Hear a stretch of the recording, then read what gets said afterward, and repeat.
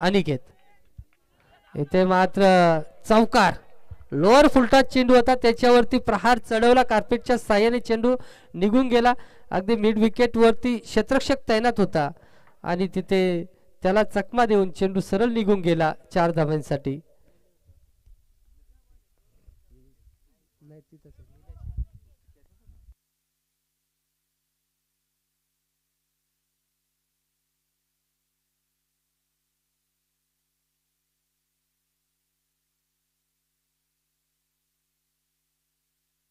इथे पुन्हा लेग साईडच्या दिशेने फटका सजवायचा होता परंतु हाताला स्पर्श करून एक टप्प्याने चेंडू यष्टीरक्षकाकडे गेला आणि पुन्हा आपण पाहतोय या षटकातील दुसरा निर्धाव चेंडू खेळताना पाहायला मिळतोय.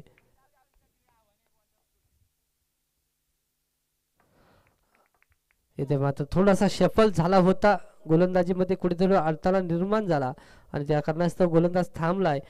पुन्हा सज्ज होईल गोलंदाजीसाठी तोपर्यंत इथे क्षेत्ररक्षण सजवण्यात येईल.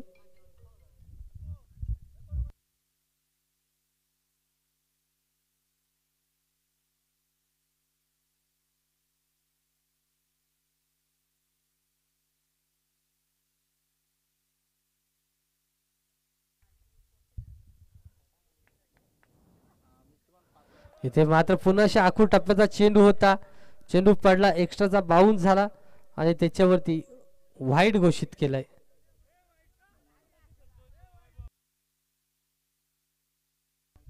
वाईड आणि +1 बाउन्स.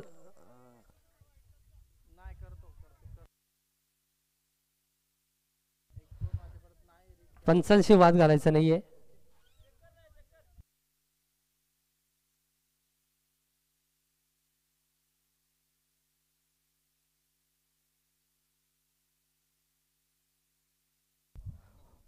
वाईट साठी रिव्ह्यू नावी आहे याची दक्षता घ्या सर्व संघांना विनंती आहे. ऑनफिल्डचा निर्णय अंतिम असेल. येथे मात्र वाईट चेंडू घोषित केलाय.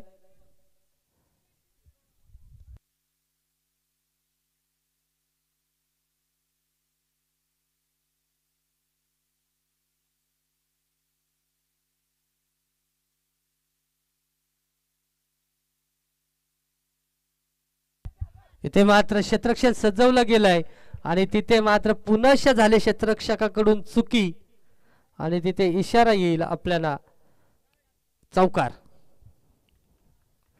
अगदी आपण लेग साईडच्या दिशेला पाहतोय ऑन साईडला जिथे क्षेत्ररक्षण 4 सजवलेत लॉंगन मध्ये चेंडू 4 झालेत. 2 चेंडू उर्वरित असतील या षटकातील. पहिला चेंडू सिंगल त्यानंतर चौका त्याच्यानंतर डॉट चेंडू आणि चौथा चेंडू लिगल फेकता व्हाईट आला होता आणि हा चौथा चेंडू आपण लिगल फेकताना पाहिला त्याच्यावरती चौकार आलाय. अजूनही 2 चेंडू उर्वरित असतील हर्षलच्या गोलंदाजीतील. आता मात्र चांगला चेंडू जोरदार अपील झाली. पुढचा घुटना बेंड केला होता आणि त्याच्यावरती चेंडू उडवायचा प्रयत्न झाला परंतु अतिरिक्त वेग इथे आपल्याला पाहायला मिळाला. त्या वेगावरती स्वार झाला हर्षल आणि त्याच्यावरती फटका खेचाय देत नाहीये आणि ते मात्र 2 चेंडूची चांगल्या रीतीने समाप्ती करत असताना हर्षल इथे पाहायला मिळाला आणि 2 चेंडूच्या समाप्तीनंतर धावसंख्या स्थिर जाऊन पोचले 24 या अंकावरती. अजूनही उर्वरित एक षटकावरती किती धावा जमवतील जिथे संघ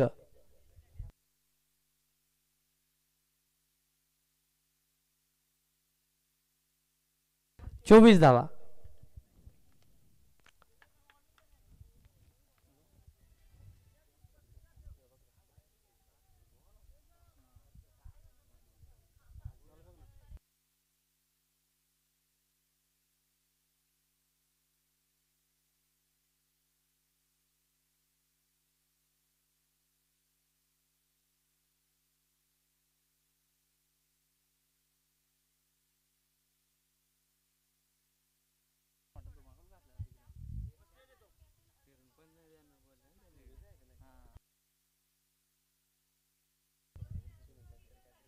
धावसंख्या आपण पाहतो 24.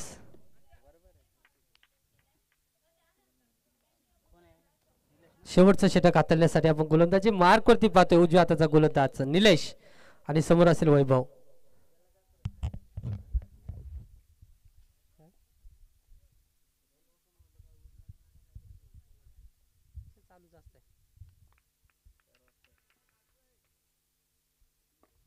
अगदी समोर चेंडू फेकलाय आणि समोर चेंडूवरती प्रहार चढत असताना अगदी लॉंग ऑन मध्ये चेंडूला फील्ड केला आणि त्याच्यावरती एक धाव पाहायला मिळाली. एक धावेच्या मध्ये धावफलक 25 या अंकावरती जाऊन पोहोचलाय. नीलचा विचार करायला गेला तर खूप चांगला गोलंदाजी करतोय आतापर्यंत.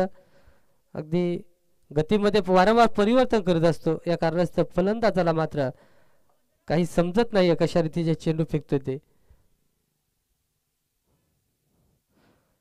इथे मात्र पुन्हा स्लोअर चेंडू होता त्याच्यावरती चढवला आक्रमण.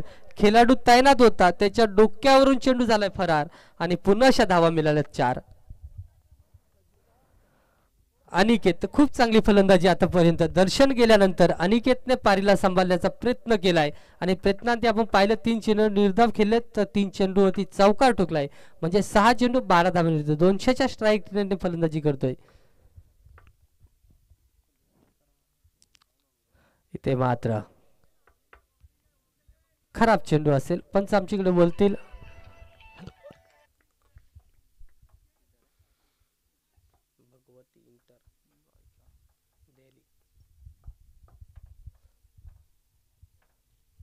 चार चेंडू अजूनही उरतील ह्या पारीतील. इथे मात्र फुलटॉस प्रतिचा चेंडू त्याच्यावरती आक्रमण. जिथे क्षेत्ररक्षक तैनात होता चेंडूकडे पाहत राहिला. चेंडू मात्र निघून गेला फरार झाला आणि तिथे धावा आल्या 6. 3 चेंडू मध्ये 12 धावा आतापर्यंत निलेश रसाल खर्च करताना पाहताना मिळतोय आपल्याला.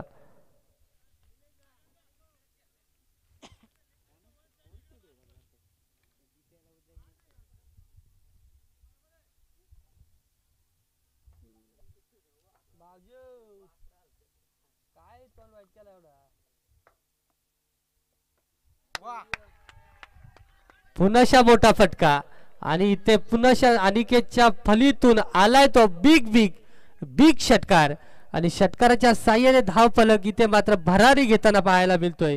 जाऊन पोचलाय 42 या अंकावरती.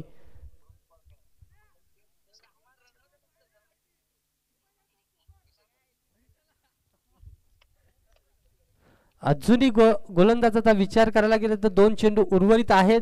आता मात्र थोडासा निर्णय बदलतोय. राऊंड द विकेटने गोलंदाजी करण्याचा निर्णय घेतोय. 42 या अंकावरती धावसंख्या आपण पाहतोय. वैयक्तिक विचार करायला गेला तर 24 धावांवरती खेळतोय. 8 चेंडू 24 धावांवरती. इथे मात्र पुन्हा लेग एसटीच्या बाहेर चेंडू पिच झालाय आणि इथे मात्र वाईड घोषित होतोय चेंडू.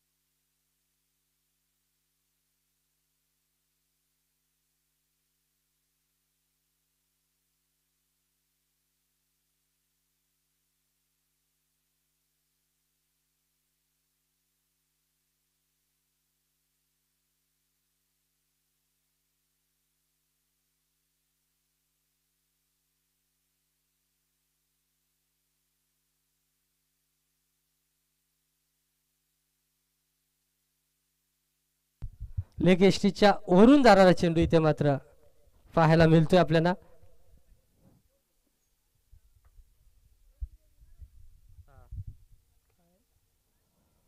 लास्ट बॉल असेल.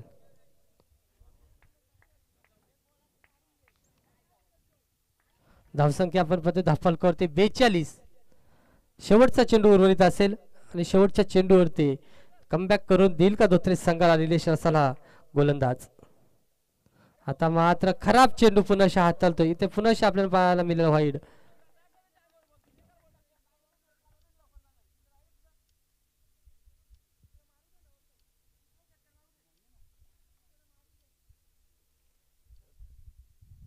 त्रेचाळीस धावा आपण पाहतोय धाफलकावरती. इथे मात्र एक्स्ट्री उचलून लावले आणि इथे मात्र वेस्टर्नचा वेध घेणारा चेंडू आपल्याला पाहायला मिळाला. 18 चेंडू 43 धावांवरती पाहायला मिळाला धावफलक जिथे संघाचा. आणि इथे येणारे 18 चेंडू 44चा पाठलाग करावा लागेल धोत्रे ब्रदर्स 11 संघाला.